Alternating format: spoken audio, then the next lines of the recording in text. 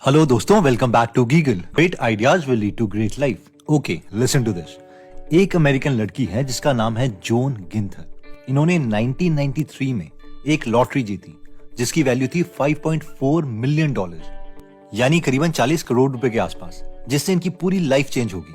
सब इन्हें बहुत कॉन्ग्रेचुलेट कर रहे थे, लेकिन ऑब्वियसली कुछ सालों के बाद सब इन्हें भूल गए। लेकिन फिर 2006 में इन्होंने एक और लॉटरी जीती जिसकी वैल्यू थी 14 करोड़ रुपए। सब हैरान हो गए कि वाह यार, क्या किस्मत है, 2 बार लॉटरी जीत गई। लेकिन 2 सालों के बाद इन्होंने तीसरी बार लॉटरी जीती जिसकी वैल्यू थी 21 करोड़ रुपए। ये तो हद हो गई थी कि एक ही लड़की 3 बार लगातार लॉटरी कैसे जीत सकती है। लेकिन 2010 में इन्होंने फिर चौथी बार लॉटरी जीती और इस बार इस लॉटरी की वैल्यू थी करीबन 70 करोड़ रुपए। अगर प्रोबेबिलिटीज की टर्म में हम बात करें तो एक इंसान लगातार 4 बार लॉटरी जीत जाए, इसकी प्रोबेबिलिटी बनती है 1 in 1 सेप्टिलियन, यानी 10 के आगे 24 जीरो लगाओ। और इन सब केसेस में सिर्फ एक ही बार ऐसा होता है। सबको लग रहा था कि ये बहुत लकी है, लेकिन कुछ लोगों को शक भी हो गया था, क्योंकि जॉन गिंथर एक नॉर्मल हाउसवाइफ नहीं बल्कि स्टैनफोर्ड से स्टैटिस्टिक्स में पीएचडी थी। रहती वो लास वेगास में थी, लेकिन इसके बावजूद लॉटरी टिकट खरीदने के लिए वो टेक्सास के रूरल एरिया में जाती थी। बहुत से रिपोर्टर्स ने इनके इंटरव्यूज लेने की कोशिश की, लेकिन इन्होंने आज तक किसी को इंटरव्यू नहीं दिया। तो सवाल यह था कि क्या इनके पास कोई पैटर्न है जीतने का। अब हम में से जिन लोगों ने मिस्टर बीस्ट की वीडियो देखी होगी तो उन्हें लगता है कि यार कोई पैटर्न नहीं होता। मिस्टर बीस्ट ने भी अपनी यूट्यूब वीडियो बनाने के लिए 7 करोड़ रुपए खर्च किए थे, जिससे उन्होंने 1,20,000 लॉटरी टिकट्स ली थी। अगर आपने ये वीडियो नहीं देखी तो आप गेस कीजिए कि जब इन्होंने इन 7 करोड़ रुपए की लॉटरी टिकट्स को स्क्रैच किया तो उन्होंने कितने पैसे कमाए होंगे। यस, यू आर राइट, वो ओवरऑल लॉस में ही रहे। 2 करोड़ के लॉस में उन्होंने करीबन 5 करोड़ 40 लाख रुपए कमाए। Shop tickets was $720 grand. I found a $700,000 island. लेकिन हम ये श्योरिटी के साथ कह सकते हैं कि पैटर्न्स तो जरूर एग्जिस्ट करते हैं, क्योंकि इसके पुख्ता सबूत है जिम साइमंस, जिनके ऊपर बुक भी लिखी जा चुकी है, the man who solved the market. तो हम में से जो लोग जिम साइमंस को नहीं जानते, तो जिम साइमंस बेसिकली एक अमेरिकन मैथमेटिशियन है जिनका मैथमेटिक्स को पढ़ाने के बाद ट्रेडिंग में इंटरेस्ट आ गया और फिर उन्होंने कंट्री के टॉप मैथमेटिशियंस, नोबेल लॉरिएट्स को हायर किया मैथमेटिकल मॉडल्स बनाने के लिए, जिससे वो ट्रेडिंग में बेस्ट परफॉर्म कर सके। और उन्होंने किया भी। उन्होंने रेनेसांस टेक्नोलॉजी नाम की हेज फंड को फाउंड किया और ट्रेडिंग से उन्होंने इतना पैसा कमाया कि वो बिलियनियर बन गए। और ये अकेले ट्रेडर हैं जिसे वॉरेन बफेट भी अप्रिशिएट करते हैं। ये कहते हैं कि जिम साइमंस और उनकी टीम बहुत स्मार्ट है। But they were very, very smart And very high grade, by the way. yeah. Jim Simons.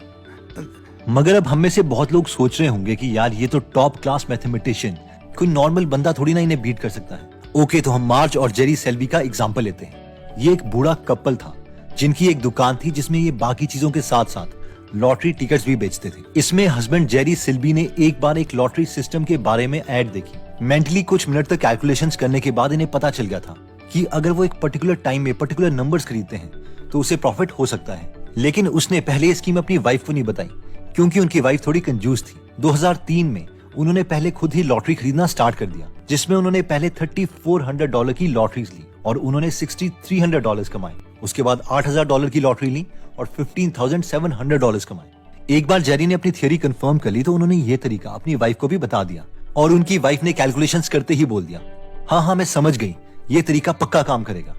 उसके बाद दोनों हस्बैंड वाइफ ने अपना स्टोर बंद करके फुल टाइम यही काम करना स्टार्ट कर दिया। वो 12 घंटे ड्राइव करके लॉटरी की दुकान में जाते, घंटों लाइन में खड़े होकर टिकट्स लेते और फाइनली अपनी इन्वेस्टमेंट में रिटर्न ले लेते।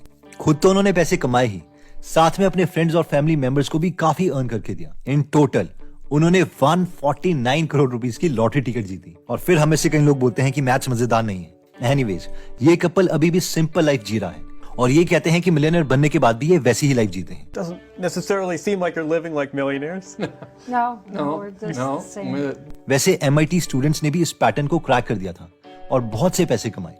लेकिन बाद में बॉस्टन ग्लोब न्यूज़पेपर के रिपोर्टर्स को ये पता चल गया और फिर सबको पता चल गया और फिर ये पर्टिकुलर लॉटरी सिस्टम ही बंद कर दिया गया। एनीवेज, इसमें कुछ इलीगल तो था नहीं, इसलिए जिसने जितने पैसे कमाए थे वो उन्हीं के पास रहे। इन कपल्स ने क्या कैलकुलेशंस करी थी, इस पर बहुत सी आर्टिकल्स और वीडियोस बन रखी हैं। लेकिन ज्यादा मैथ्स इन्वॉल्व ना करते हुए मैं बस एक ओवरव्यू दे देता हूँ कि मेन स्ट्रैटेजी क्या थी। ओके, तो चलो इमेजिन करते हैं कि एक लॉटरी सिस्टम है। इसमें आपको नंबर गेस करना है कि कौन सा नंबर लकी ड्रॉ में निकलेगा। लेट्स से लॉटरी कंपनी वाले 3 नंबर ड्रॉ निकालते हैं और वो नंबर है 5, 10 और 15 और आप 10-20 लॉटरी ले लेते हो और 10-20 लॉटरी में आपकी ये तीनों नंबर निकल जाते हैं, यानी 5, 10 और 15 आपकी लॉटरी में निकल गया, तो आपको फर्स्ट प्राइज मिलेगा 10,000 रुपए का। अगर 2 ही नंबर निकलते हैं तो आपको 5,000 रुपए का प्राइज मिलेगा, और अगर एक ही नंबर निकलता है तो 1,000 रुपए का प्राइज। बस ये याद रखना कि 3 नंबर चाहिए फर्स्ट प्राइज लेने के लिए। अब जिस लॉटरी सिस्टम को ये कपल खेल रहा था, उसमें ये चीज इंपॉर्टेंट थी कि अगर कोई भी लॉटरी प्लेयर फर्स्ट प्राइज नहीं जीतता है तो वो ना जीते हुए पैसे अगली लॉटरी में एडजस्ट कर दिए जाएंगे, यानी नेक्स्ट टाइम लॉटरी का सेकंड प्राइज 5,000 नहीं बल्कि 10,000 होगा, और उसी तरह से थर्ड प्राइज 1,000 रुपए से इंक्रीज होकर 2,000 हो जाएगा। तो इन कपल्स ने प्रोबेबिलिटीज कैलकुलेट करी कि अगर लगातार 6 बार कोई लॉटरी नहीं जीतता है तो प्राइज मनी इतनी ज्यादा हो जाएगी कि जो भी आदमी ज्यादा नंबर ऑफ टिकट्स खरीदेगा प्रॉफिट उसको पक्का होगा, और ऑब्वियसली इन्हें प्रॉफिट तो हुआ ही। तो ये सब प्रोबेबिलिटीज हैं। जिम साइमंस हो या ये कपल हो, उनके पास कोई फॉर्मूला नहीं है कि ये फॉर्मूला हम यूज करेंगे तो उन्हें एग्जैक्टली पता चल जाएगा कि क्या होने वाला है। जिन्हें भी थोड़ा बहुत आइडिया है मशीन लर्निंग मॉडल्स में, जैसे कि न्यूरल नेटवर्क या लॉजिस्टिक रिग्रेशन एक्सेट्रा, तो इनका आउटपुट प्रोबेबिलिटी में ही आता है कि किसी पर्टिकुलर इवेंट की होने की कितनी प्रोबेबिलिटी है। बेशक जिम साइमंस इन मॉडल को यूज करते हों, लेकिन इन कपल ने भी कुछ ऐसा ही किया था। अपने माइंड में हर बार ये 100% श्योर नहीं थे कि ये पर्टिकुलर नंबर ही जीतेगा, लेकिन अगर ये ज्यादा नंबर ऑफ लॉटरीज खरीदते हैं तो वैसा ही होगा जैसे हमें ये प्रोबेबिलिटी बताती है। अब हम में से कई लोग सोच रहे होंगे कि हम समझ गए कि प्रोबेबिलिटीज में भी सोचना एक अच्छा थिंकिंग मॉडल है, लेकिन इन प्रोबेबिलिटीज को हम रियल लाइफ में कैसे यूज कर सकते हैं? तो एक सबसे इंपॉर्टेंट एरिया है जिसमें प्रोबेबिलिटी को यूज किया जा सकता है, और वो है इन्वेस्टमेंट। ऑल्दो इन्वेस्टर्स प्रोबेबिलिटी की एग्जैक्ट कैलकुलेशंस नहीं करते, बट अभी हम कुछ देर में समझ जाएंगे कि इनका थिंकिंग मॉडल भी कुछ ऐसा ही है। आइए इसे समझते हैं। मुनीश पब्राय अपनी बुक धंधो इन्वेस्टर में एक स्टेटमेंट कहते हैं, heads I win, tails I do not lose much. यानी वो कुछ ऐसा सोचते हैं कि मान लीजिए कि अगर आपने किसी शेयर को खरीदने के लिए 10,000 रुपए इन्वेस्ट किए हैं, इन केस वो कंपनी डूब जाती है तो हमारा मैक्सिमम लॉस 10,000 रुपए का होगा। लेकिन अगर वो कंपनी लॉन्ग रन में अच्छा परफॉर्म करती है तो उनकी original investment 2 times, 10 times, even कई केसेस में 100 टाइम्स भी हो सकती है। और अब हम सबके मन में ये सवाल आ रहा होगा, इससे तो लग रहा है कि इन्वेस्टमेंट एक जुआ है। और इस कॉन्सेप्ट को पीटर लिंच अपनी book one upon the wall street में बहुत अच्छे से समझाते हैं कि देखो, कर तो हम फ्यूचर ही प्रेडिक्ट रहे हैं, लेकिन हम कंपनी को एनालाइज करके उन कंपनीज में इन्वेस्ट कर रहे हैं जो हमें लगता है कि फ्यूचर में अच्छा परफॉर्म करेगी। लेट्स से हम अपनी फंडामेंटल एनालिसिस करने के बाद 10 बेस्ट कंपनीज चूज करते हैं जो हमें लगता है कि नेक्स्ट 10 सालों में एशियन पेंट्स, इन्फोसिस या HDFC जैसे रिटर्न दे सकती है, और सब में 1-1 लाख रुपए इन्वेस्ट कर देते हैं। यानी हमारी टोटल इन्वेस्टमेंट हुई 10 लाख रुपए। लेकिन अब हमारी किस्मत इतनी बुरी है कि 10 में से 4 कंपनीज तो बुरे तरीके से फेल हो जाती हैं, यानी हमारे 4 लाख रुपए 0 रुपीज में कन्वर्ट हो गए। अगली 4 कंपनीज में से भी 2 कंपनीज लॉस में जाती हैं और 2 प्रॉफिट में जाती हैं, मगर मिलके कुछ भी गेन नहीं होता है। यानी ये 4 लाख रुपए 10 सालों के बाद भी 4 लाख रुपए ही रहे। लेकिन लास्ट की 2 कंपनीज इन्फोसिस जितनी और एशियन पेंट्स जितनी ग्रो हो जाती है, लेट्स से 50 टाइम्स और 60 टाइम्स ग्रो हो जाती है, जिसका मतलब है कि इन्फोसिस जैसी कंपनी में 1 लाख रुपए की इन्वेस्टमेंट 10 साल में 50 लाख हो जाएगी, और एशियन पेंट जैसी कंपनी में जो हमने 1 लाख रुपए लगाए हैं वो 60 लाख हो जाएगी। यानी हमने जो 10 लाख रुपए शुरू में 10 कंपनीज में इन्वेस्ट किए थे, वो पूरा पोर्टफोलियो 20 साल के बाद बढ़कर 0 + 4 लाख + 50 + 60 लाख = 1.14 करोड़ रुपीस बन जाएगा, जिसका मतलब है 27.1% का कंपाउंडेड एनुअल ग्रोथ रेट। और एप्रिशिएट करने वाली बात यह है कि ये अच्छी ग्रोथ हमें इसके बावजूद मिली कि 10 में से हम 8 कंपनीज के बारे में गलत थे, लेकिन क्योंकि 2 कंपनीज को बहुत अच्छी ग्रोथ मिल गई, इसलिए हमारे पूरे पोर्टफोलियो को अच्छा रिटर्न मिला। इस वीडियो क्लिप को ध्यान से सुनिएगा। मोतीलाल ओसवाल के फाउंडर रामदेव अग्रवाल बहुत अच्छे तरीके से इसी कॉन्सेप्ट को समझा रहे हैं। इसमें क्या पोर्टफोलियो में होता क्या है, जैसे आपके पास 15 स्टॉक है, टिपिकली 10 से 15 स्टॉक होते हैं। 15 स्टॉक में क्या है, आपको 10 स्टॉक नॉर्मल ढंग से चलते रहे, 15% के हिसाब से कमाते रहे।